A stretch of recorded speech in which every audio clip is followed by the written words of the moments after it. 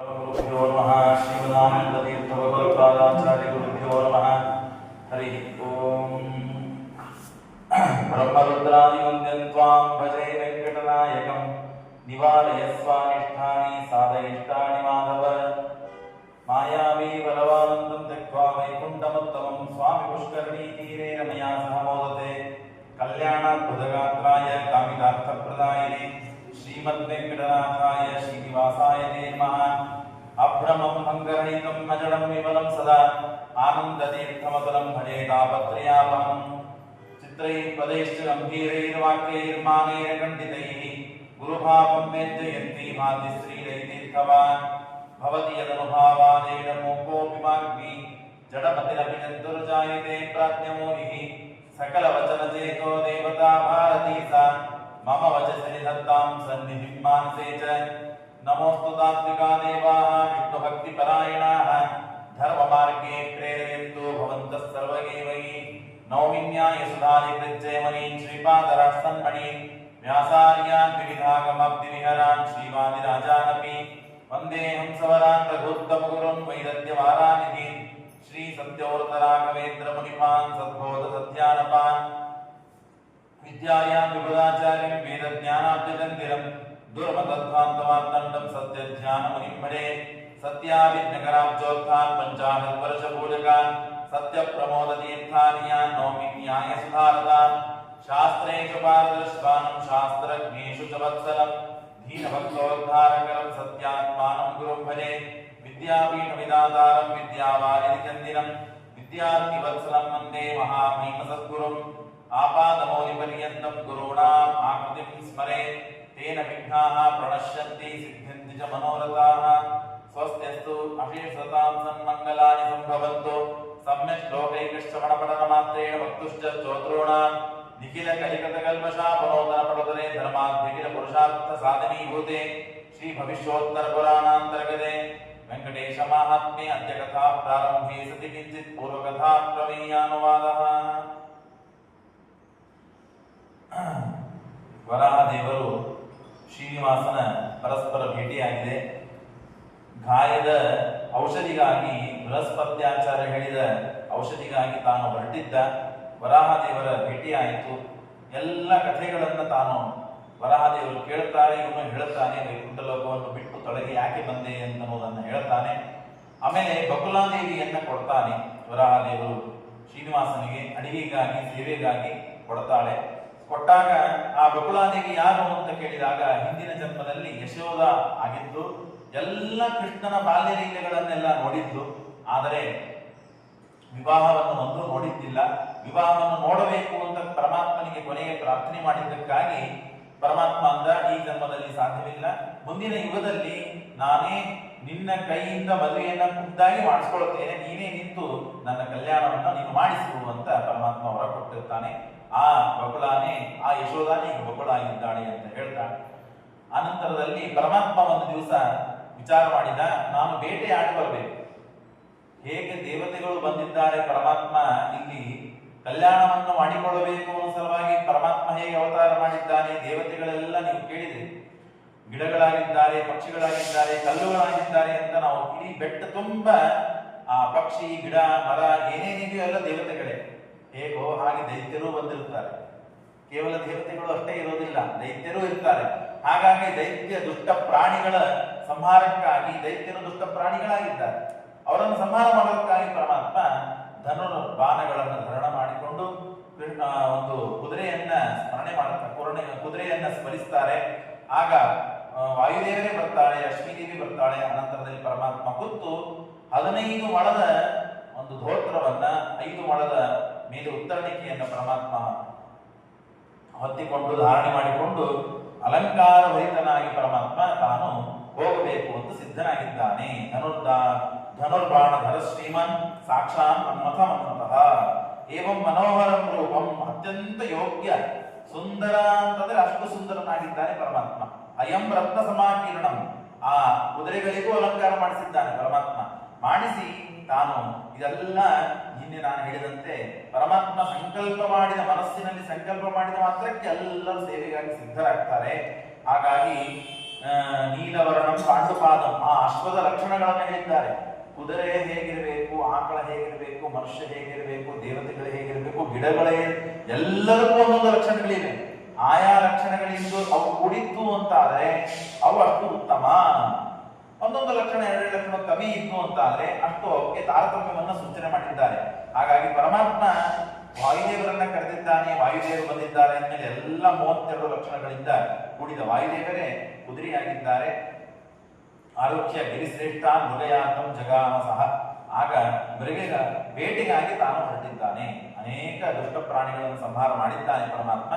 ಮುಂದೆ ಬರ್ತಾ ಇರಬೇಕಾದಾಗ ದೊಡ್ಡದಾದ ಆನೆ, ಭಾರಿ ಬಲಿಷ್ಠವಾದ ಆನೆ, ಅದರಷ್ಟು ಶ್ರೇಷ್ಠವಾದ ಬಲಿಷ್ಠವಾದ ಆನೆಗಳು ಇದ್ದಿದ್ದಿಲ್ಲ. ಹಾಗಾಗಿ ತತ್ರೇಕಂ ಹಸ್ತಿನಂ ದೃಷ್ಟ್ವಾ ಮದಮತ್ತಂ ವನೇಚರಂ, ಅದು ಸಿದ್ಧಿಗೆ ಬಂದಿದೆ, ಮದವನ್ನು ಸುರಿಸ್ತಾ ಇದೆ. ಆನೆಗೆ ಮೊದಲೇ ಶಕ್ತಿ, ಅದರೊಳಗೂ ಬಹಳ ಬಲಿಷ್ಠ, ಅದರಲ್ಲೂ ಸಿಟ್ಟಿಗೆ ಬಂದಿದೆ ಅಂತ ಆದ್ರೆ ಎಚ್ಚರ ಮೈ ಮೇಲೆ ಇರೋದಿಲ್ಲ, ಕಳ್ಕೊಂಡ್ಬಿಟ್ಟಿರ್ತದೆ. ತಂ ಹಂತಂ ಅಪಶ್ಯತ್ ಪೃಷ್ಟಂ ಮನಸ್ಸಿತ್ತಂ ರಮಾಪತಿ ಸಜಗಾಮ ವನೇ ದೂರಂ ಭಯಾತ್ ಪುರುಷೋ ಋಷಾಪತಿ. ಆಗ ಪರಮಾತ್ಮ ಆ ಆನೆಯನ್ನು ನೋಡಿದ. ಆನೆ ಎದುರು ಬರ್ತಾ ಇದೆ, ಪರಮಾತ್ಮ ಪ್ರತಿಯಾಗಿ ಹೊರಟಿದ್ದಾನೆ.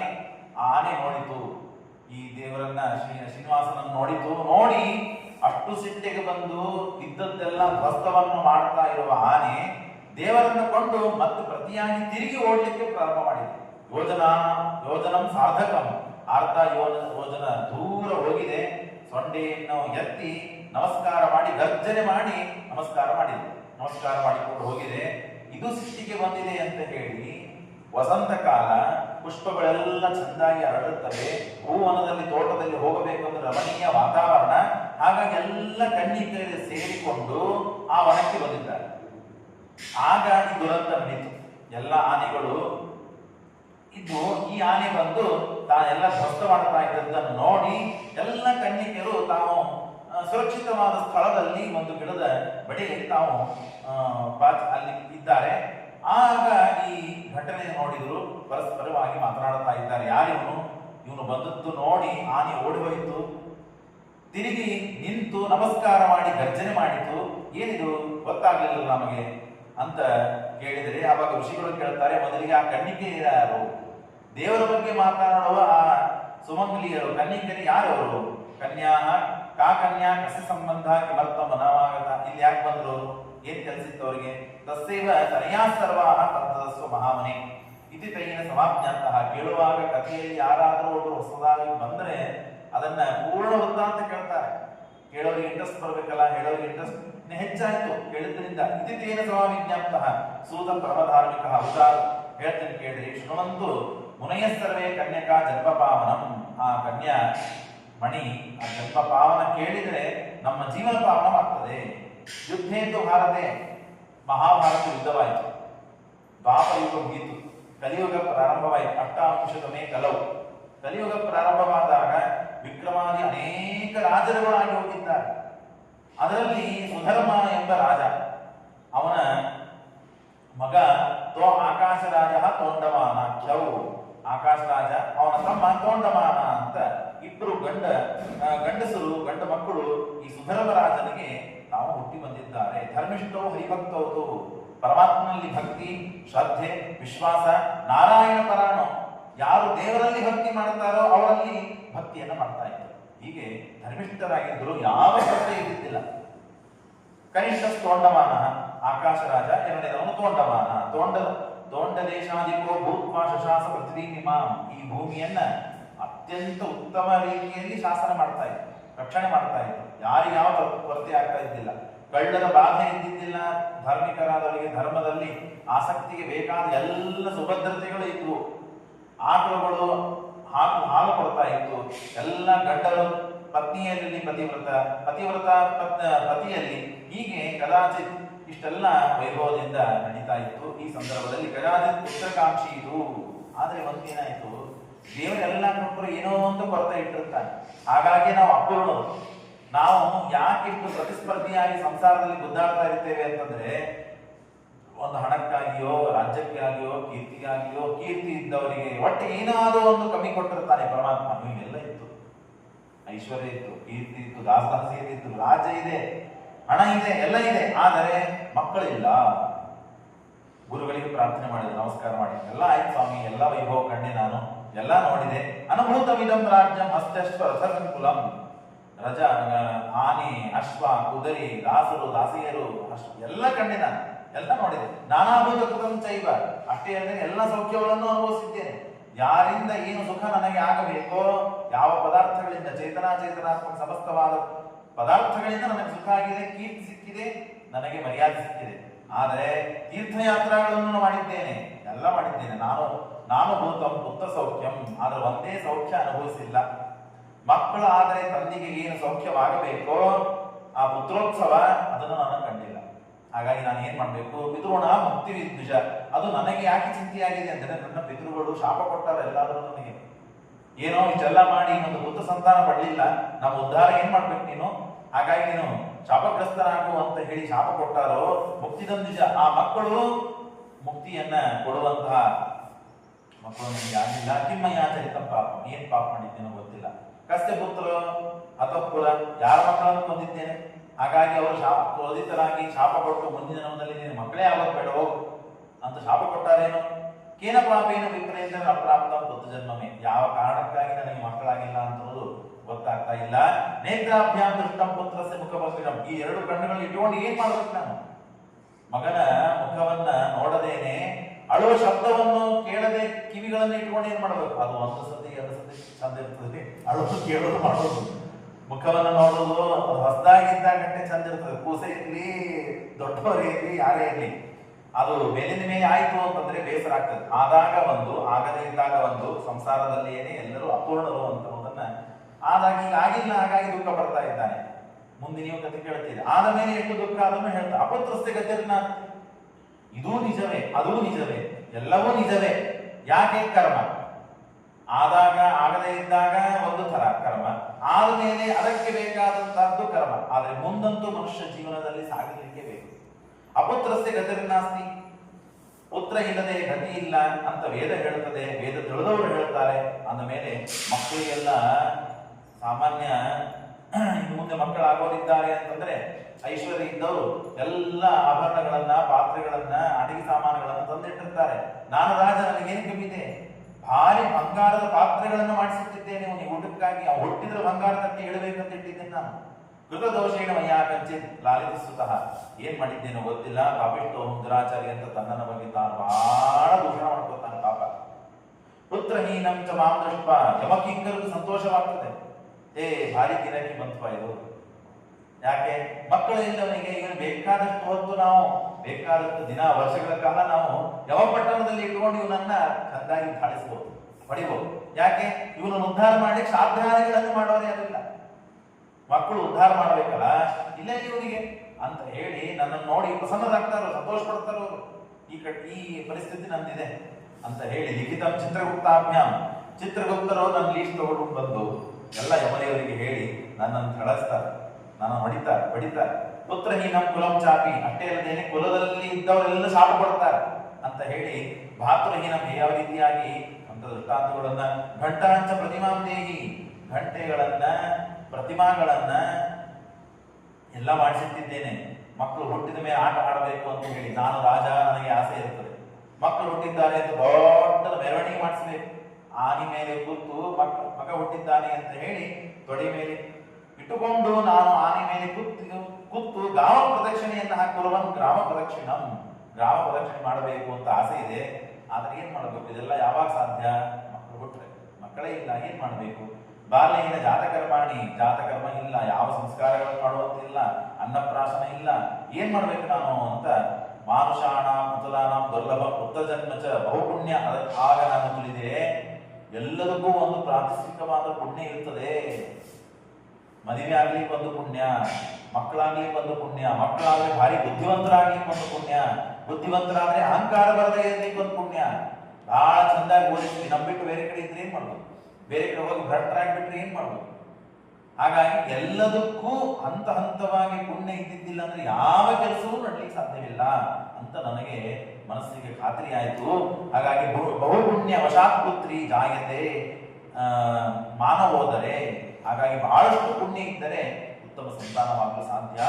ಏನ್ ಮಾಡಲಿ ನಾನು ಅಂತ ತನ್ನನ್ನು ತಾನು ದೂಷಣೆ ಮಾಡಿ ಗುರುಗಳ ಮುಂದೆ ಹೀಗೆ ದೀನನಾಗಿ ತಾನು ವಿನಯದಿಂದ ತನ್ನ ಕಷ್ಟಗಳನ್ನು ಹೇಳಿಕೊಳ್ಬೇಕು. ಹೇಳಿಕೊಂಡಾಗ ಅವರಲ್ಲಿ ನಿಂತು ಭಗವಂತ ಮಾತುಗಳನ್ನು ನುಡಿಸ್ತಾನೆ. ಗುರುಗಳು ಒಂದೇ ಮಾತಾಡಿ, ಯಜ್ಞಂ ಗುರು ನೃಪಶ್ರೇಷ್ಠ, ಯಾಕೆ ಕಾಳಜಿ ಮಾಡಿದ್ದಿ? ಏನ್ ಕಮ್ಮಿ ಆಗಿದೆ ನಿನಗೆ? ಏನು ಜೀವನ ಮುಗಿದು ಹೋಯ್ತಾ? ಎಲ್ಲ ಇದೆ, ಎಲ್ಲ ಆಗ್ತದೆ. ದೇವರ ಮೇಲೆ ಗುರುಗಳ ಮೇಲೆ ವಿಶ್ವಾಸ ಮಾಡ್ತಿ, ಗುರುಗಳ ಹತ್ರ ಬಂದು ಶರಣಾಗತನಾಗಿದ್ದಿ, ಒಂದು ಯಜ್ಞ ಮಾಡು, ಪುತ್ರಕಾಮೇಷ್ಟಿ ಯಾಗ ಮಾಡು, ನಿನಗೆ ಅವಶ್ಯಕತೆ ಮಕ್ಕಳಾಗ್ತದೆ. ಯಾಕೆ ಆಗುದಿಲ್ಲ? ನಾನು ನೋಡ್ತೇನೆ. ಗುರುಗಳ ವಾಕ್ಯ ಸಮಾಕಿಲ್ಲ. ಆ ಗುರುಗಳ ಮಾತನ್ನು ಕೇಳಿ ಯಜ್ಞವನ್ನು ಮಾಡುವ ಸ್ಥಳ ಯಾವುದಿದೆಯೋ ಆ ಸ್ಥಳವನ್ನ ಶೋಧ ಮಾಡಬೇಕು ಅಂತ, ಇಷ್ಟು ಭೂಮಿ ಅಗಿಬೇಕು ಅಂತ ಇದೆ. ಆ ಭೂಮಿಯನ್ನ ಅಗಿತಾ ಇದ್ದ. ಶೋಧ್ಯಮಾನೆ ಧರಾಪಟ್ಟೆ ತತ್ರ ಪದ್ಮಂ ದದರ್ಶ. ವಿಚಿತ್ರ ಏನು ಅಂದ್ರೆ, ಭೂಮಿಯನ್ನ ಅಗಿತಾ ಹೋದಾಗ ದೊಡ್ಡದಾದ ಪದ್ಮ ಸಿಕ್ಕಿದೆ, ಇಲ್ಲಿ ಕಮಲ ಹೂ ಸಿಕ್ಕಿದೆ. ಎಷ್ಟು ಸಹಸ್ರದಲ ಪದ್ಮ, 8 ದಳ 10 ದಳ 15 ದಳ ಆಗಲ್ಲ, ಇಲ್ಲ, ಸಹಸ್ರದಲದ ಪದ್ಮ, ಭಾರಿ ವಿಚಿತ್ರ. ಕನ್ಯಾಂ ತತ್ರ, ಅಲ್ಲಿ ಮಧ್ಯದ ದಳದಲ್ಲಿ ಒಂದು ಕೂಸು ಮಲಗಿದೆ, ಹೆಣ್ಣು ಕೂಸು ಮಲಗಿದೆ. ಅದು ಭಾರಿ ಸುಂದರ, ಪದ್ಮದಂತೆ ಕಣ್ಣು ಇವೆ ಅದಕ್ಕೆಲ್ಲ. ಹಾಗಾಗಿ ನೋಡಿದ ಬಹಳ ಅಲ್ಲಿ ಶೋಧನೆ ಮಾಡುವಂತಹ ವ್ಯಕ್ತಿಗಳು ಇದನ್ನು ನೋಡಿ ಗಾಬರಿಯಾಗಿ ಆಶ್ಚರ್ಯಪಟ್ಟು ಸಂತೋಷವೂ ಆಗಿದೆ. ಬಂದು ರಾಜನಿಗೆ ಸುದ್ದಿ ತಿಳಿಸಬೇಕು, ಏನೇ ಆದ್ರೆ ರಾಜನಿಗೆ ತಿಳಿಸಬೇಕು ಅಂತ ಹೇಳಿ ಇತ್ತಂ ಸಮಾಭಷ್ಯ ನೃಪೋತ್ತಮ ಹಸ್ತೆ ಪ್ರದಕ್ಷ್ಯಾಸು. ಇಷ್ಟಾಗಿದೆ, ಎಲ್ಲರಿಗೆ ಒದರಿ ಘೋಷಣೆ ಮಾಡಿ ಕೇಳ್ತಾ ಇದ್ದಾನೆ, ಯಾರು ತಮ್ಮ ಮಗಳನ್ನ ಇಲ್ಲಿ ಮನಸ್ಸಿದ್ದೀರಿ? ಯಾರಿಗೂ ಮಗು ಅಂತ ಕೇಳಿದರೆ ಆಗ ಆಕಾಶವಾಣಿಯಾಗಿದೆ. ಉವಾಚ ಆಕಾಶಗಾ ವಾಣಿ ಪುತ್ರೀಯಂ ತವ ಪುತ್ರದ ಪುಣ್ಯದ. ಆಕಾಶರಾಜ, ಇದು ಯಾರ ಕೂಸು ಅಲ್ಲಪ್ಪ, ಇದು ನಿನ್ನ ಕೂಸು. ನನ್ನ ಕೂಸು ಹೇಗಾಗ್ತಿದೆ ಇದು ಅಂತ ಕೇಳಿದರೆ, ನಿನ್ನ ಪುಣ್ಯದಿಂದ, ದೇವರ ಸಂಕಲ್ಪದಿಂದ ಈ ಕೂಸು ನಿನಗೆ ಸಿಕ್ಕಿದೆ. ಇದು ನಿನ್ನ ಹೊಟ್ಟೆಯಲ್ಲಿ ಹುಟ್ಟಿದಾಗ ಎಷ್ಟು ಪ್ರೀತಿ ಅಂತಃಕರಣಗಳಿಂದ ಲಾಲನ ಪಾಲನೆಗಳನ್ನು ಮಾಡ್ತೀಯೋ ಅಷ್ಟು ಲಾಲನ ಪಾಲನೆಗಳನ್ನ ನೀನು ಮಾಡು, ನಿನ್ನ ಹೆಂಡತಿಗೂ ಹೇಳು ಇದನ್ನ ಅಂತ ಹೇಳಿ ತಾಮ್ ಕನ್ಯಾಂ ಪ್ರತಿವಿಚ್ಯಾಸು. ಆಗ ಆ ಕೂಸನ್ನ ಕೈಯಲ್ಲಿ ತೆಗೆದುಕೊಳ್ತಾನೆ. ನನ್ನ ಸೊತ್ತು ಅಲ್ಲಲ್ಲ, ಹಾಗಾಗಿ ಅದನ್ನ ಮುಟ್ಟುವುದಿಲ್ಲ ಅಂತ ಮುಟ್ಟಿದ್ದಿಲ್ಲ. ದೇವರು ಆಕಾಶವಾಣಿ ಯಾವಾಗ ಮಾಡಿದ ಆಗ ತಾನು ಧೈರ್ಯವಂತನಾಗಿ, ಯಾಕೆಂದ್ರೆ ಜನ ಇದ್ದಾರೆ, ಏನಂತ ಉತ್ತರ ಕೊಡಬೇಕು, ಸಮಾಜ ಇದೆಯಲ್ಲ, ಹಾಗಾಗಿ ಸಮಾಜ ಸಮ್ಮುಖದಲ್ಲೇನೆ ಈ ಪ್ರತಿಧ್ವನಿ ಆದಾಗ, ಆಕಾಶವಾಣಿ ಆದಾಗ ತೆಗೆದುಕೊಂಡ. ಎಲ್ಲರೂ ಸಂತೋಷ ಪಟ್ಟಿದ್ದಾರೆ. ಇತ್ಯುಕ್ತ ತತ್ಕರೇ ದಸ್ವ ಬಹುಮಾನ ಅದಾಕರು. ಗರ್ಭಿಣಿ ಇಟ್ಟು ಆ ಹೆಣ್ಣು ಕೂಸು ತಾನು ಮನೆಗೆ ಬಂದಿದೆ. ಆ ಮನೆಗೆ ಬಂದ ಒಳ್ಳೆ ಕಾಲ್ಗುಣದಿಂದ ತಾನು ಹೆಂಡತಿ ಗರ್ಭಿಣಿಯಾಗಿದ್ದಾಳೆ.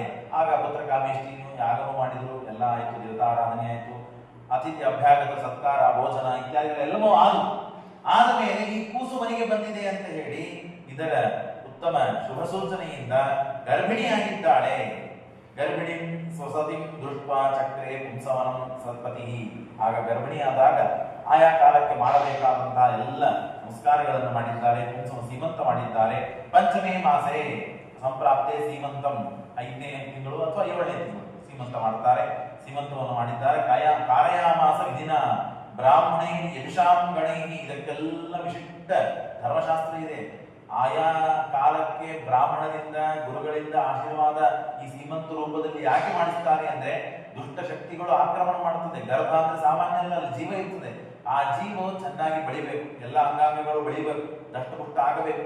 ಯಾವ ಕೈ ದೊಡ್ಡದಾಯ್ತು ಕಾಲು ಸಣ್ಣದಾಗಿ ನಡೀತದ? ಯಾರ ಹೇಳೋರಿದ್ದಾರೆ ಕೇಳೋರಿದ್ದಾರೆ? ಅಲ್ಲಿ ಯಾರಾದರೂ ದೃಷ್ಟಿ ಇಟ್ಟು ನೋಡ್ಲಿಕ್ಕೆ ಬರ್ತದ? ಅದಕ್ಕೆಲ್ಲ ಧರ್ಮಶಾಸ್ತ್ರ ಹೇಳ್ತದೆ. ಆ ಸೀಮಂತ ಪ್ರಯೋಗದಲ್ಲಿ ಅನೇಕ ಪ್ರಯೋಗದಲ್ಲಿ ಷೋಡಶ ಪ್ರಯೋಗಗಳಿವೆ. ಅಲ್ಲಿ ಮಾಸೆ ಕನ್ಯಾಕತೆ ಭಾನು. ಹೀಗೆ ಆದಾಗ 9 ತಿಂಗಳಾಯ್ತು. 10ನೇ ತಿಂಗಳ ಇನ್ನು ಬಂದಿದೆ. ತಾನು ಪುತ್ರವನ್ನ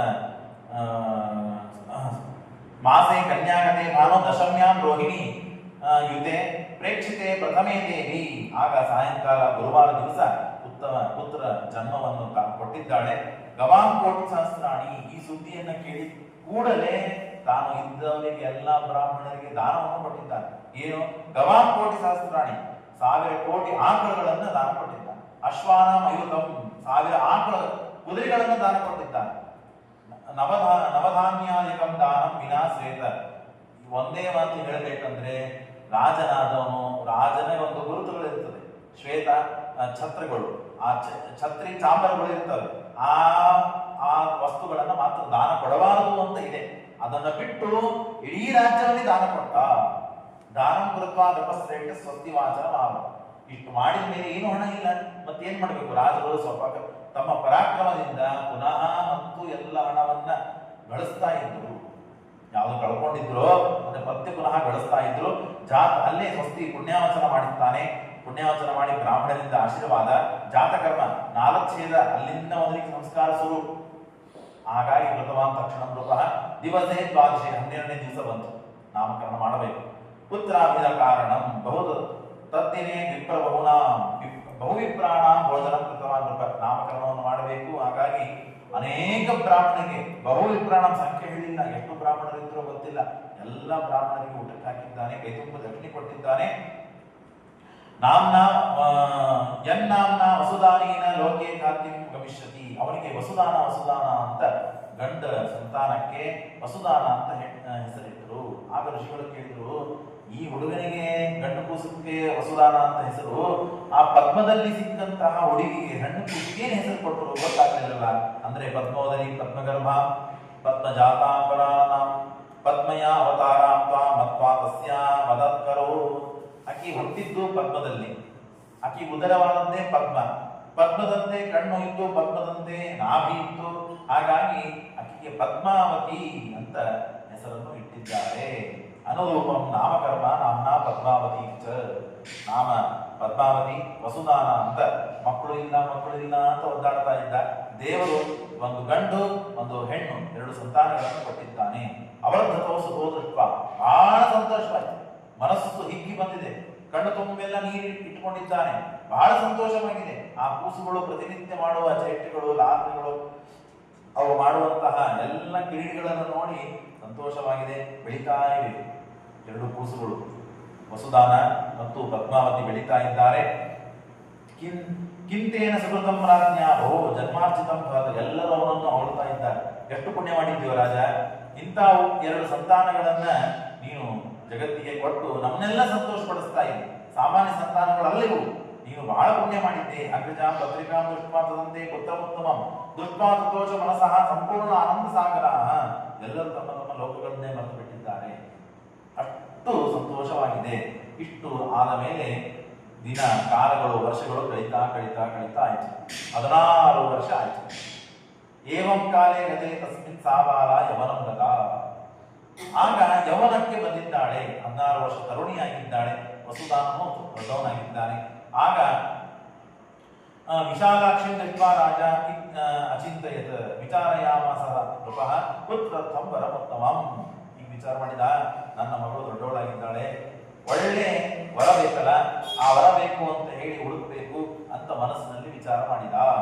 ಆಯಾ ಕಾಲಕ್ಕೆ ಆಯಾ ಮನುಷ್ಯನಿಗೆ ಆ ತಂದೆಯಾದವನಿಗೆ ಒಂದು ಚಿಂತೆ, ತಾಯಿಯಾದವರಿಗೆ ಮತ್ತೊಂದು ಚಿಂತೆ, ಅಕ್ಕ ತಮ್ಮ ಅಣ್ಣ ಯಾರಿಗೆ ಆಗಿರ್ತಾರೋ ಅವರ ಒಂದು ಚಿಂತೆ ಆಯಾ ಕಾಲಕ್ಕೆ ಪರಮಾತ್ಮ ಕೊಟ್ಟಿರ್ತಾನೆ. ಹಾಗಾಗಿ ತಂದೆಯಾದವನಿಗೆ ಕಸ್ಮೈ ಪದಾಗಿ ಮಹಾನಿತರ್ಕ ಜಾತೈವ ಕನ್ಯಾ, ಹುಟ್ಟಬೇಕು, ಕನ್ಯೆ ಆಗಬೇಕು ಅಂತ ಹುಟ್ಟಿದ ಮೇಲೆ ಚೆನ್ನಾಗಿ ರಕ್ಷಣೆ ಮಾಡಬೇಕು ಅಂತ, ರಕ್ಷಣೆ ಆದ ಮೇಲೆ ಹಾದಿ ತಪ್ಪಬಾರದು, ಒಳ್ಳೆ ರೀತಿ ಸಂಸ್ಕಾರಗಳು ಕೊಡಬೇಕು ಅಂತ ಮತ್ತೊಂದು, ಎಲ್ಲ ಆದ ಮೇಲೆ ಸಂಸ್ಕಾರ ಭರಿತನಾದ ಒಬ್ಬ ಒಳ್ಳೆ ಅಳಿಯ ಸಿಗಬೇಕು ಅಂತ ಹೇಳಿ ಅದರ ಚಿಂತೆ, ಅವನು ಚೆನ್ನಾಗಿ ನೋಡ್ಕೋಬೇಕು ಅದರ ಚಿಂತೆ. ಒಟ್ಟಿಗೆ ಮನುಷ್ಯನಿಗೆ ಚಿಂತಾ ಇದ್ದೇ ಇರ್ತದೆ. ಕಸ್ಮೈ ದೇಯ ಮಯಾ ಸುಧಾ, ಯಾರಿಗೆ ಕೊಡಬೇಕಪ್ಪ ನನ್ನ ಮಗಳನ್ನ ಅಂತ ಹೇಳಿ ಮನಸ್ಸಿನಲ್ಲಿ ವಿಚಾರ ಮಾಡ್ತಾ ಇದ್ದಾನೆ. ಶುತ್ವ ರಾಜಸುತ ಬಾಲ ಬ್ರಾಹ್ಮಣೇರ ಅನುಜಪರಂ ತದೋಪನೀತಂ ಸದ್ಯೋಭೂತ್ ಪುತ್ರಿ ಯೌವನ ಪೀಡಿತ. ಆಗ ವಸಂತ ಕಾಲ ಬಂದಿದೆ, ದೊಡ್ಡವಳಾಗಿದ್ದಾಳೆ, ಅನೇಕ ಜನ ಆಕೆಗೆ ಗೆಳೆಯಂತೆಂದರೂ ಆಗಿದ್ದಾರೆ. ಹೆಣ್ಣು ಮಕ್ಕಳು ಕೂಡಿಕೊಂಡು ಎಲ್ಲರೂ ಒಂದು ಪುಷ್ಪವನಕ್ಕೆ ಹೋಗಿದ್ದಾರೆ. ಅದು ಹೆಣ್ಣಿಗೆ ಮಾತ್ರ ಇದ್ದ ಪುಷ್ಪವನ, ಸ್ತ್ರೀಯರಿಗೆ ಇದ್ದ ಪುಷ್ಪವನ ಅದು. ಅಲ್ಲಿ ಯಾವ ಪುರುಷರು ಬರುವಂತೆ ಇಲ್ಲ, ಹಾಗೆ ವ್ಯವಸ್ಥೆ ಮಾಡಿದ್ದಾನೆ ರಾಜ, ಆಕಾಶ ರಾಜ. ಯಾರಿಗೂ ತೊಂದರೆ ಆಗಬಾರದು, ಗಂಡಸರಿಗೆ ಒಂದು ಬೇರೆ, ಹೆಣ್ಣು ಮಕ್ಕಳಿಗೆ ಬೇರೆ ಅಂತ ಎಲ್ಲ ಮಾಡಿದ್ದಾನೆ. ವಸಂತಂ ಆಗತಂ ವೀಕ್ಷೆ ತಾಭಿರ್ ಭಯ ಭಾರ್ಯಾಕುಲ ಪುಷ್ಪಾಣಿ ಆರಯಾಮಾಸ, ಅವುಗಳನ್ನು ತೆಗೆದುಕೊಂಡು ಬರಬೇಕು. ತರುಮೂಲ ಉಪಾಶ್ರಿತ, ಭಾರಿ ಸುಂದರವಾದಂತಹ ವನ, ಅಲ್ಲೆಲ್ಲ ಹೋಗಿದ್ದಾರೆ. ಹೋದಾಗ ನಾರದಸ್ತು ವೃದ್ಧೋ ಭೂತ್ವಾ ಜಟಾಧರಃ. ಆಗ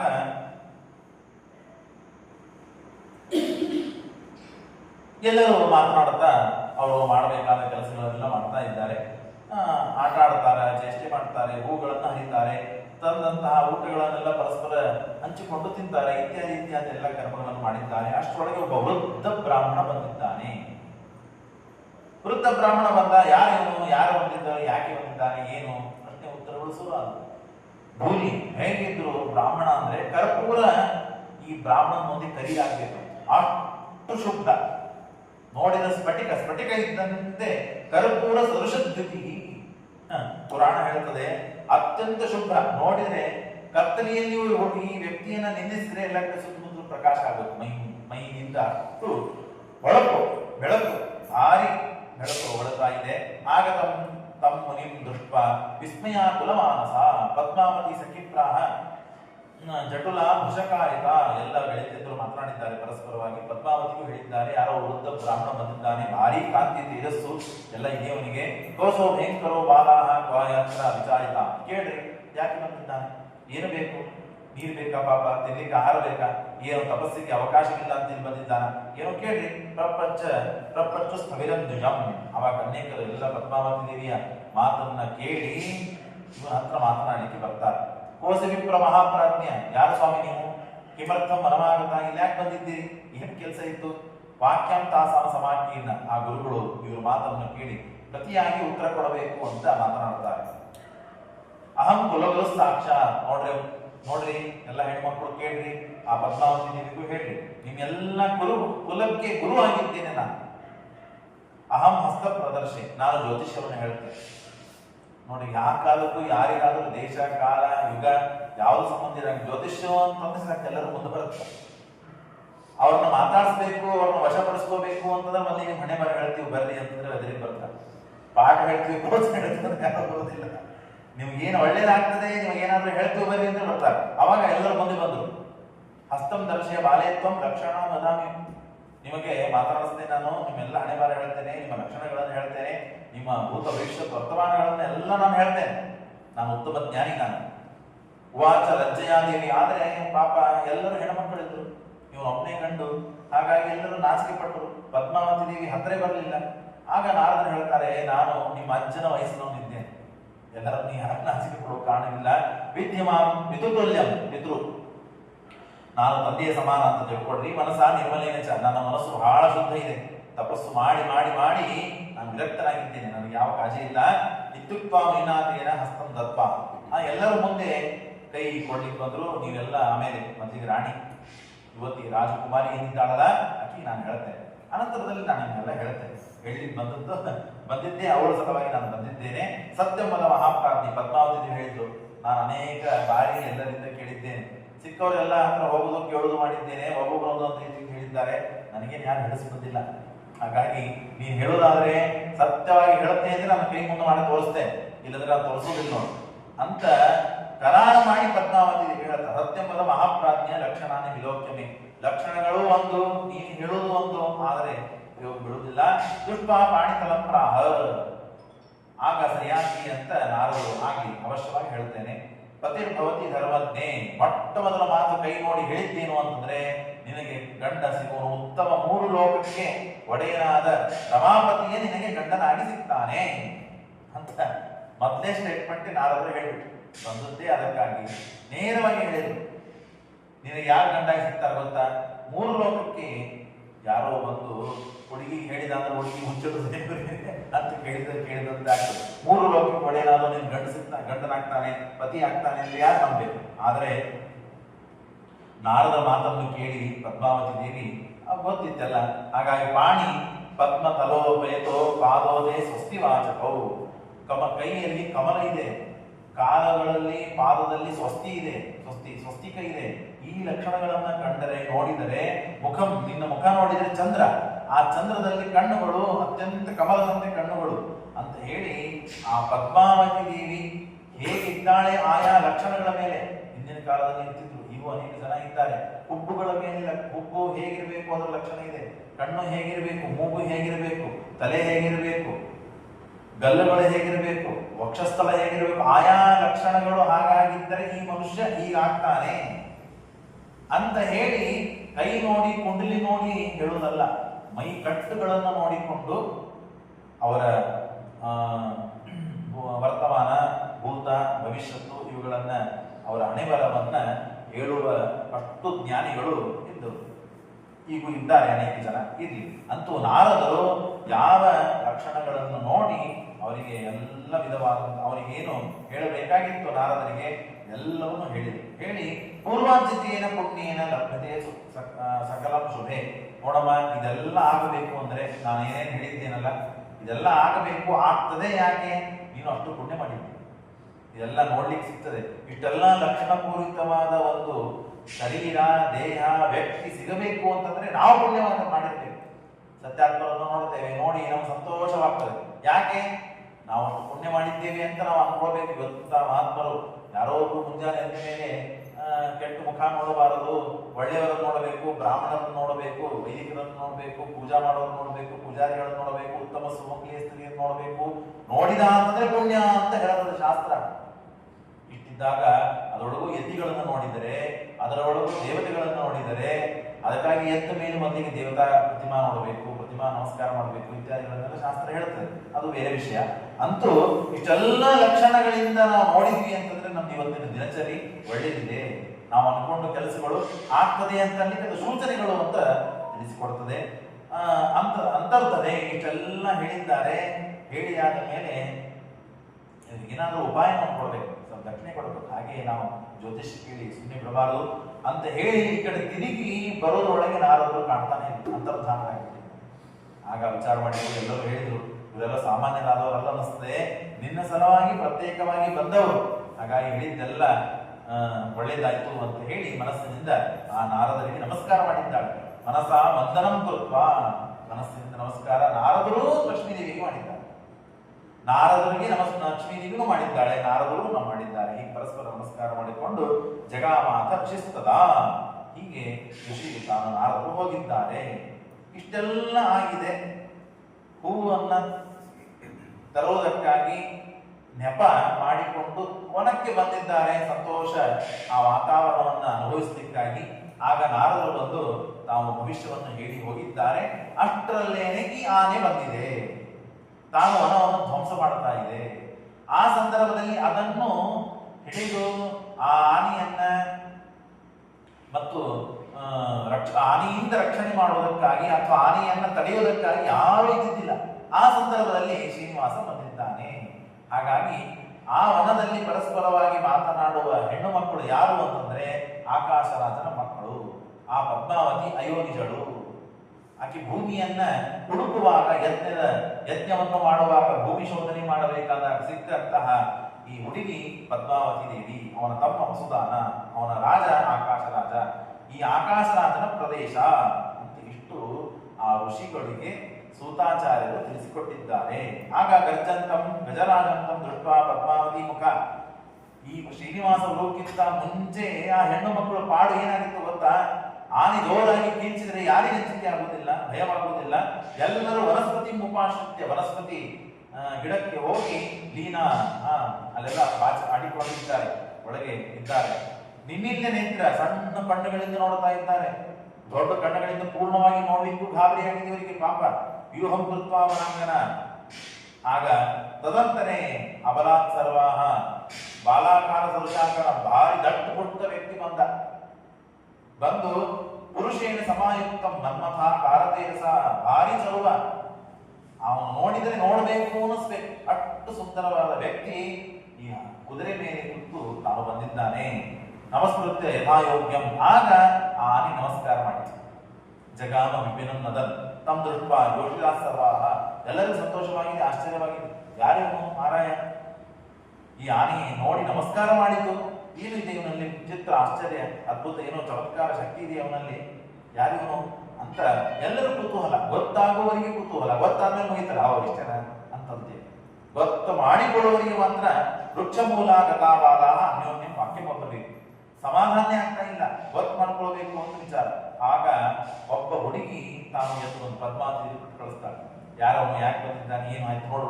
ಆನೆ ಹೋಗಿಬಿಡ್ತು, ಯಾವ ಸಮಸ್ಯೆ ಇಲ್ಲ, ಹೊರಗೆ ಬರಲಿಕ್ಕೆ ಅವಕಾಶ ಇದೆ. ಎಲ್ಲರೂ ಆ ಗಿಡದ ಮೂಲದಲ್ಲಿ ಇದ್ದರು, ಎಲ್ಲರೂ ಆಚೆ ಬಂದರು. ಆಗ ಪದ್ಮಾವತಿ ದೇವಿ ಒಬ್ಬ ಹುಡುಗಿಯನ್ನ ಕೊಟ್ಟು ಕಳಿಸ್ತಾಳೆ. ಏನ್ ಬೇಕಾಗಿತ್ತು, ಯಾರಿಗೂ ಕೇಳ್ಕೊಂಡ್ ಬಾ. ಕೋಸೋ ಕಿರಾತರೋಪೀಚ ಕಿಮ್ನ ದೃಷ್ಟ ಸ್ವಯಾಪುರಃ. ಈ ಪ್ರಾಂತದಲ್ಲಿ ಈ ಏರಿಯಾದಲ್ಲಿ ನಾನು ಎಲ್ಲಿ ನೋಡಿದ್ದೀನಿ ಇವನು ಒಮ್ಮೆಯೂ ಕೂಡ. ಯಾರು ಹೊಸ ಬಂದಿದ್ದಾನೆ ಇವನು, ಏನ್ ಸರ್ನೇ ಮೇಲೆ ಅಡ್ರೆಸ್ ಏನಿದೆ, ತಂದೆ ತಾಯಿ ಯಾರು, ಗೋತ್ರ ಯಾವುದು ಎಲ್ಲ ಕೇಳ್ಕೊಂಬ ಅವನು ಅಂತ ಹೇಳಿ ದುರ್ಗೋಪಸ್ಥಾಯ ಯಾಗಚ್ಚತಿ ಹೇ ಸಖಿ ಪೃಚ್ಛನ್ ತಸ್ಯ ವೃತ್ತಾಂತಂ ಪಿತೃಮಾತೃ ಬಾಂಧವಾನ್ ದೇಶಾಂ ವೃತ್ತಂ ಕುಲಂ ಶೀಲಂ ನಾಮ ಗೋತ್ರಾದಿಕಂ ತಥಾ ಅಂತ ಯಾರು ಬಂದಿದ್ದಾನೆ, ಏನ್ ಬೇಕು, ನೀರ್ ಬೇಕಾದ್ರೆ ಕುಡಿದು ಕಳಿಸು. ನಾರದರು ಬಂದಾಗ ಪ್ರಶ್ನೆ ಮಾಡಲಿಲ್ಲ. ನಾರದರು ಬಂದಾಗ ಪದ್ಮಾವತಿ ದೇವಿ ಪ್ರಶ್ನೆ ಮಾಡಿಲ್ಲ, ಕುಲ ಯಾವುದು, ಗೋತ್ರ ಯಾವುದು, ನೋಡ್ಲಿಕ್ಕೆ ಚಲೋ ಇದ್ದಾನೆ, ಸುಂದರ ಇದ್ದಾನೆ ಅಂದ ಮೇಲೆ ಪದ್ಮಾವತಿ ದೇವಿಗೂ ಮನಸ್ಸು ಮೂಡಿದೆ ಅಂತ ಪುರಾಣದಲ್ಲಿ ಪುರಾಣಕಾರರು ತಿಳಿಸಿಕೊಡ್ತಾರೆ. ದೇಶ ಯಾವುದು, ಕುಲ ಯಾವುದು, ಶೀಲ ಯಾವುದು, ಗೋತ್ರ ಯಾವುದು, ಹೆಸರೇನು, ತಂದೆ ತಾಯಿಗಳ ಹೆಸರೇನು ಎಲ್ಲ ಕೇಳ್ಕೊಂಡ್ ಬಾ ಅಂತಂದಾಗ ಆ ಕನ್ಯೆ ಬಂದು ಆಗತ ಪುರುಷ ಪುಷ್ಪ ಕೋಸಿ ಕೋಸಿ ಚಾಪ ಯಾರಪ್ಪ ನೀನು ಮಹಾರಾಯ, ನಿನ್ನ ಹೆಸರೇನು, ಕಿಮರ್ಥಮ ಆಗಸು, ಯಾಕೆ ಬಂದಿದ್ದಿ ನೀನು? ನಾರದರಿಗೆ ಮತ್ತೆ ಕೇಳಿದ ಪ್ರಶ್ನೆ, ಯಾಕೆ ಬಂದಿ? ಹೀಗೆ ಜ್ಯೋತಿಷ್ಯವನ್ನು ಹೇಳಲಿಕ್ಕೆ ಬಂದಿದ್ದೇನೆ. ನೋಡಿದ ಕೂಡಲೇ ನಾರದರು ಹೇಳಿದ್ರೇನು, 3 ಲೋಕಕ್ಕೆ ಒಡೆಯನಾದವನು ನಿನಗೆ ಗಂಡನಾಗಿ ಸಿಗ್ತಾನೆ ಅಂತ ಒಂದೇ ಒಂದು ಸ್ಟೇಟ್ಮೆಂಟ್ ಕೊಟ್ಟು ಮೊದಲಿಗೆ. ಹಾಗೆ ಇಲ್ಲಿ ಈ ಕನ್ಯಕರು ಈ ಮತ್ತೊಬ್ಬ ವ್ಯಕ್ತಿಯನ್ನು ನೋಡಿ ಏನು ಕೇಳಿದ್ರು ಅಂತಂದ್ರೆ, ಯಾಕೆ ಬಂದಿ ನೀನು? ಅವನು ಉತ್ತರ ಕೊಟ್ಟಿದ್ದೇನು ಅಂದ್ರೆ, ನಾನು ಕನ್ಯಾ ಅಪೇಕ್ಷೆಗಾಗಿ ಬಂದದ್ದು. ಒಂದಕ್ಕೊಂದು ಮಾತು ಹೊಂತಾ ಇದೆ. ನಸಂತಿ ಪುರುಷ ಕ್ಷೇತ್ರ ಅವನೊಂದು, ನೀ ಕನ್ಯಾಪೇಕ್ಷೆಗಾಗಿ ಬಂದಿ ಅಂತ ಹೇಳ್ತಿ, ಆದ್ರೆ ಇಲ್ಲಿ ನೋಡ್ಲಿಕ್ಕೆ ಯಾರು ಗಂಡು ಮಕ್ಕಳು ಇಲ್ಲ. ಗಚ್ಚೆ ಇಲ್ಲಿ ಹೊರಟೋಗು ನೀನು. ಆ ಶ್ರೀನಿವಾಸ ಅಂದ, ಅಸ್ತಿ ಕಾರ್ಯ ಬರಾರೋಹೆ, ಅದೇ ನಾನು ಹೋಗ್ತೇನೆ, ಹೋಗ್ಲಿಕ್ಕೆ ಬಂದದ್ದು, ಇಲ್ಲೇನು ಇರೋದಿಲ್ಲ, ಇಲ್ಲೇನು ಮನೆ ಕಟ್ಟೋದಿಲ್ಲ ನಾನು, ಆದ್ರೆ ಒಂದು ಕೆಲಸ ಇದೆ, ಆ ಕೆಲಸಕ್ಕಾಗಿ ಬಂದಿದ್ದೇನೆ, ಅದು ಮುಗಿಸ್ಕೊಂಡು ಹೋಗ್ತೇನೆ, ಇಲ್ಲದಿದ್ರೆ ಬಂದದ್ದು ವೇಸ್ಟ್ ಆಗ್ತದೆ, ನಿಷ್ಫಲವಾಗ್ತದೆ. ಏನ್ ಕೆಲಸ ಇದೆ ಹೇಳು? ಇಲ್ಲ ನಿನ್ ಮುಂದೆ ಹೇಳುವಂತಿಲ್ಲ, ನಿಮ್ಮ ರಾಣಿ ಇದ್ದಾಳಲ್ಲ ರಾಜಪುತ್ರಿ, ಅವರ ಹತ್ರ ನಾನು ಮಾತಾಡಬೇಕು ಅಂದಾಗ ಅಲ್ಲಿಂದ ಒದರಿ ಹೇಳ್ತಾಳೆ, ನಿನ್ನ ಹತ್ರ ಏನೋ ಕೆಲಸ ಇದೆ ಅಂತೆ, ನಿನ್ನ ಹತ್ರ ಮಾತಾಡಬೇಕಂತೆ. ಕಿಂ ಕಾರ್ಯ ಮದಶೀಘ್ರೇಣ ಎತ್ತೆ ಮನಸ್ಸಿ ಬರ್ತದೆ ಮೊದಲೇ ಹೇಳಿದ್ದು, ಏನೇ ಹೇಳೋದಿದ್ರು ನನ್ನ ಮುಂದೆ ಹೇಳು, ನಾನು ಹೋಗಿ ಹೇಳ್ತೇನೆ, ನೇರವಾಗಿ ನೀನು ಮಾತಾಡುವಂತೆ ಇಲ್ಲ.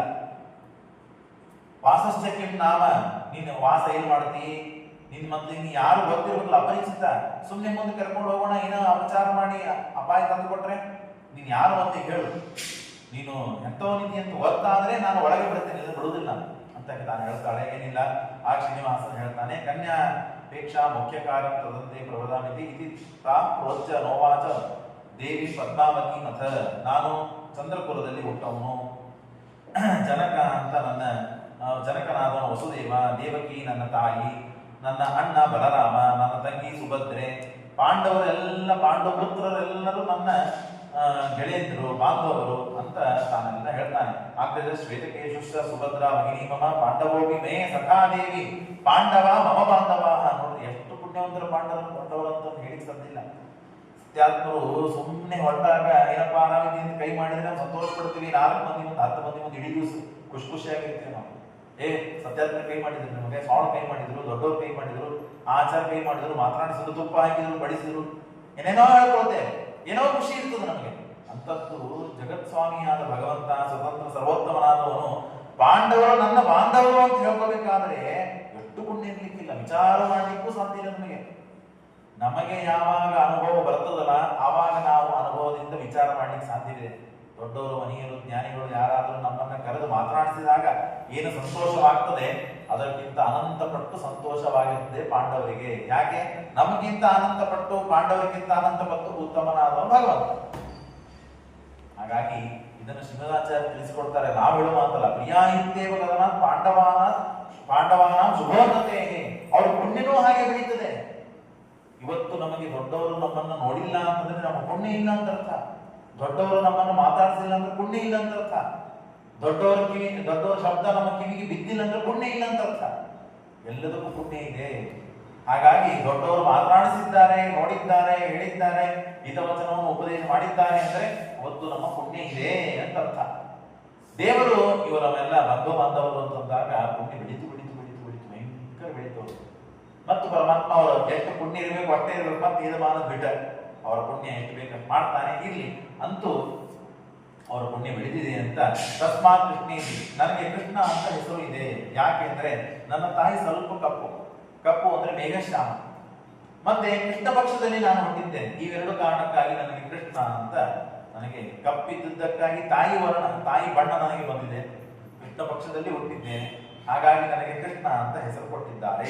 ವರ್ಣತೋ ನಾಮದಶ್ಚಾಪಿ ಕೃಷ್ಣಂ ಪ್ರಾವೋ ಮನೀಷಿನಃ ವೃತ್ತಾಂತಂ ಖ್ಯಾಪಿತೋ ಮತ್ತೋ ಜ್ಞೇಯ ಪಂಡಿತ ನಂದಿನಿ ಅಂತ ಇಷ್ಟೆಲ್ಲ ಆಯ್ತು. ಇಷ್ಟೆಲ್ಲ ಆದಮೇಲೆ ಪದ್ಮಾವತಿ ದೇವಿ ಹೇಳ್ತಾರೆ, ಆಯ್ತಾಯ್ತು, ಅವನ್ನೆಲ್ಲ ಏನೇನ್ ಬೇಕಾಗಿತ್ತೆಲ್ಲ ಸಿಕ್ತು ನಮಗೆ, ನಿಮ್ಮೆಲ್ಲಿಂದ ಹೊರಟು ಹೋಗುವಂತಾಗ ಶ್ರೀನಿವಾಸನ ಬಿಡ್ಲಿಲ್ಲ.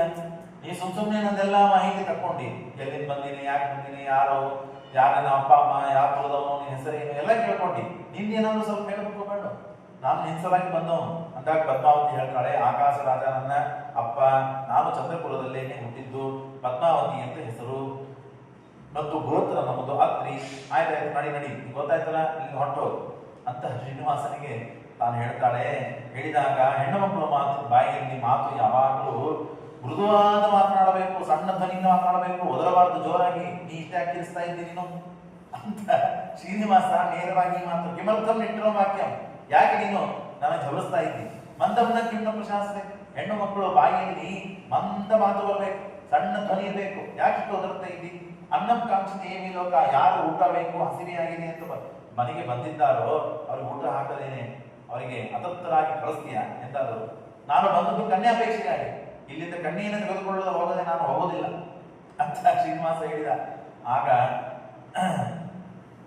ಸಾದಸ್ಯ ವಚನಂ ಶುತ್ವ, ಈ ಮಾತನ್ನು ಕೇಳಿದರೆ ಸಿಟ್ಟಿಗೆ ಬಂದು ಪದ್ಮಾವತಿ ಸಿಟ್ಟಿಗೆ ಬಂದು, ಅವಾಂಶ ವದನ ಮೂಢ, ನಿನಗೆ ಬದುಕಬೇಕು ಇದೆಯೋ ಇಲ್ಲೋ, ಏನು ಮಾತನಾಡ್ತಾ ಇದ್ದೀವಿ, ಮೇಲೆ ಎಚ್ಚರಿದೆಯಲ್ಲ, ಖಬರ್ ಇದೆಯಲ್ಲ ನಿನಗೆ? ಆಕಾಶ ರಾಜಸ್ವ, ಏನಾದರೂ ತಪ್ಪಿ ಆಕಾಶ ರಾಜ ನೀನು ಬಂದದ್ದು ನೋಡಿದರೆ ನಿನಗೆ ಕೊಂದೇ ಹಾಕ್ತಾನೆ. ಅನಶ್ಯತಿನ ಸಂಶಯ ವಿಚಾರ ಮಾಡ್ಲಿಕ್ಕೆ ಹೋಗ್ಬೇಡ, ನಾನು ಬದುಕಬಹುದು ಹಾಗೆ ಹೀಗಂತ. ಇಷ್ಟು ಹೊತ್ತುವರೆಗೆ ನೀನು ಇಲ್ಲಿದ್ದದ್ದೇ ಒಂದು ಆಶ್ಚರ್ಯ, ಹೊರಟು ಹೋಗಿದ್ದ ನೀನು ಕಾರ್ಯ ಅಂತೆ ಮಾಡೋ ಮಾವ ಕೃಷ್ಣ ಅಂತ. ಆಯ್ತು, ನಾನು ಯಾವ ಕೆಲಸಕ್ಕೆ ಬಂದಿದ್ದೇನೋ ಆ ಕೆಲಸ ಆಗದೇನೆ ಬದುಕೇನು ಪ್ರಯೋಜನ? ನಾನು ಬಂದದ್ದು ನಿನ್ನ ಸಲುವಾಗಿ, ನೀನೇನಾದ್ರೂ ಸಿಕ್ಕಿಲ್ಲ ಅಂತಂದ್ರೆ ಬದುಕೇನು ಪ್ರಯೋಜನ?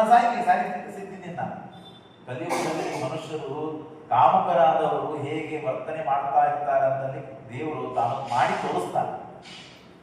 ಬುದ್ಧಿಹೀನರಾದ ಜನ ಹೇಗೆ ಮಾಡ್ತಾರೆ? ಆಯ್ತು, ನಾ ಸತ್ಯ ಇನ್ನೇನು ಉಳಿತು? ಮನುಷ್ಯ ಬದುಕಿರ್ಬೇಕು ಮೊದಲಿಗೆ, ಆಮೇಲೆ ಕಾರ್ಯಸಿದ್ಧಿ ಆಗ್ತದೆ.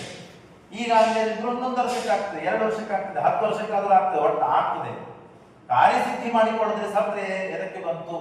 ಆಮೇಲೆ ಮುಂದೆ ಎಲ್ಲ ಶಾಸ್ತ್ರದಲ್ಲಿ ನಿರ್ಣಯ ಕೊಡ್ತಾರೆ. ಅಂತೂ ಶೃಣು ಮೂಢ ಜಾನಾಸಿ ಬಾಲವಾನಿ ಕಿಂಬುತ, ಯಾಕೆ ಇಷ್ಟು ನೀನು ಹಠ ಮಾಡ್ತಾ ಇದ್ದೀವಿ?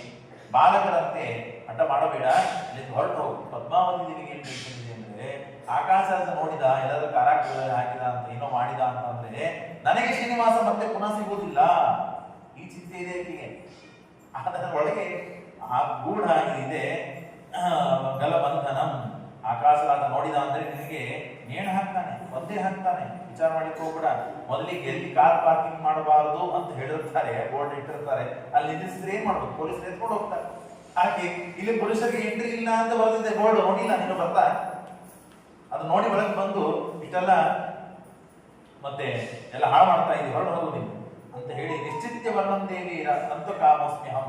ಹಾಗಂತಾನೆ, ನಾನು ಸಾಯ್ತೇನೆ, ಆದ್ರೆ ಒಮ್ಮೆ ನಿನಗೆ ಮುಟ್ಟಿ ನಾನು ಸಾಯ್ತೇನೆ. ಜಾತಸ್ಯ ಮರಣ ನಿತ್ಯಂ, ಯಾರು ಹುಡ್ತಾರೋ ಅವರು ಸತ್ಯ ಸಾಯ್ತಾರೆ. ಅವರು ಸಾಯೋಕ್ಕಿಂತ ಮುಂಚೆ ಅವರಿಗೆ ಅಪೇಕ್ಷಿತವಾದದ್ದನ್ನ ಅನುಭವಿಸಿ ಸತ್ತರೆ ಅವ್ರಿಗೊಂದು ಸುಖ ಇತ್ತು. ಹಾಗಾಗಿ ನಾನು ನಿನ್ನನ್ನು ಭೋಗಿಸೇ ಸಾಯ್ತೇನೆ ಅಂತ ಅಂದಾಗ ಪದ್ಮಾವತಿ ದೇವಿ ಇಷ್ಟೋರಿಗೆ ಅವರಿಗೆ ರೀ ಅಂತ ಹಚ್ಚಿ ಮಾತಾಡ್ತಿದ್ರು. ಸಿಟ್ಟಿಗೆ ಬಂದಾಗೂ ಏಕವಚನದ ಗೌರವ ಪಟ್ಟೆ ಮಾತನಾಡಿದ್ರು. ಈ ಮಾತುಗಳನ್ನ ಕೇಳಿ ಯಾವ ಏಕವಚನದಿಂದ ಮಾತನಾಡಿ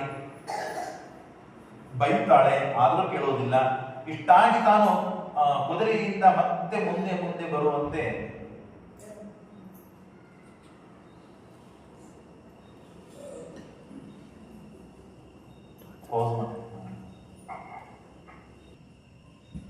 ವಿಧಿನ ಲಿಖಿತಂ ಎತ್ತು ನತದ್ ವ್ಯರ್ಥಂ ಭವಿಷ್ಯತಿ. ಏನು ಹಣೆವಾರ ಇರ್ತದೋ ಅದೆಂದೂ ಬದಲಾಗುವುದಿಲ್ಲ, ಅದು ವ್ಯರ್ಥನೂ ಆಗುವುದಿಲ್ಲ.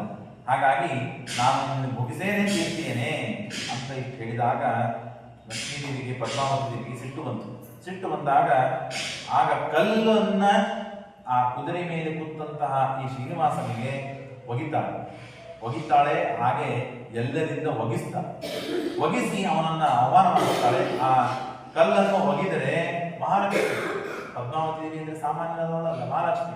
ಹಾಗಾಗಿ ಆ ಕುದುರೆಗೆ ಕಲ್ಲನ್ನು ಎಸೆದರೆ ಆ ಕುದುರೆ ಸತ್ಯ ಹೋಯಿತು. ಅಂದ್ರೆ ವಾಯುದೇವರು ಆ ಕುದುರೆ ದೇಹದಿಂದ ಹೊರಗಡೆ ಬಂದರು. ಆಗ ಇಷ್ಟಾಯ್ತು. ಆಗ ಅವಮಾನವಾಯಿತು, ಬಹಳ ಅವಮಾನ ಆಯಿತು ಶ್ರೀನಿವಾಸನಿಗೆ. ಆಗ ಅಲ್ಲಿಂದ ಶ್ರೀನಿವಾಸ ತಾನು ಹೊರಟು ಹೋಗಿದ್ದಾನೆ. ಶ್ರೀಕೃಷ್ಣ.